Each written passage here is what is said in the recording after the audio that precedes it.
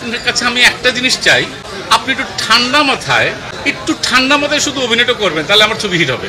Shooting করতে যে অনেক সময় বিরক্ত হতাম, আমি বিরক্ত হই, আর ওর সাচ এ নাইস বয় আমাকে বলকে না আপনি কিন্তু ক্যারেক্টারে আছেন। আমি উল্টে বিরক্ত হচ্ছে ওর উপরে, পজিটিভলি বলতেছে না আপনি ক্যারেক্টারে আছেন। এটা আমাকে মুগ্ধ করেছে। আমার কাছে একটা জিনিস মনে হচ্ছে ভাইয়া, আমি পোস্টারটা দেখলাম, ছবি দেখলাম, রিভিউ দেখলাম, প্রথমত আপনাদের কাছে আমি অনেক কৃতজ্ঞ, আপনারা প্রথম জানিয়েছেন।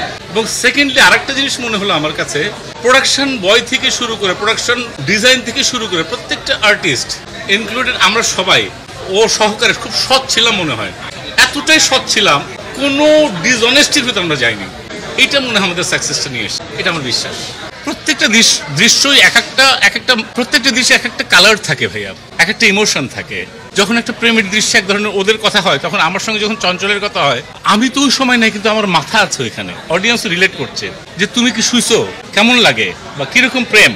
আমার ব্যক্তি জীবনে যেরকম একটা ডায়লগ আমার খুবই পছন্দ, যখন জয় আর আমি বসে থাকি সিনেমা হলে, যখন বলি যে কেউ যদি ইচ্ছে করে হারিয়ে যায় তাকে আসলে খুঁজে পাওয়া যায় না, এটা আমার খুব পছন্দের ডায়লগ।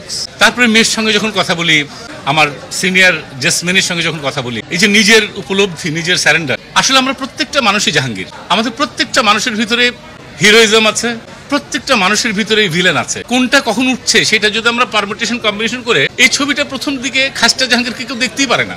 আমার বিশ্বাস পরের দিকে খাস্টা জাহাঙ্গীরের জন্য মায়া লাগে। কেন লাগে? সে রিয়েলাইজ করে। মৃত্যুর আগ পর্যন্ত আমাদের সেই রিয়েলাইজেশনের টাইমটা আছে, কখন মৃত্যু হয় আমরা জানি না। অ্যাজ এ হিউম্যান বিং হিসাবে অলমাইটি গড আমাদের একটা সুযোগ দিয়েছেন, এই যদি আমরা রিয়েলাইজ করতে পারি, আজকে যারা আমরা খাসটা, কালকে আমরা ভালো হয়ে যাবো, এটুকু বলতে পারি ভাই।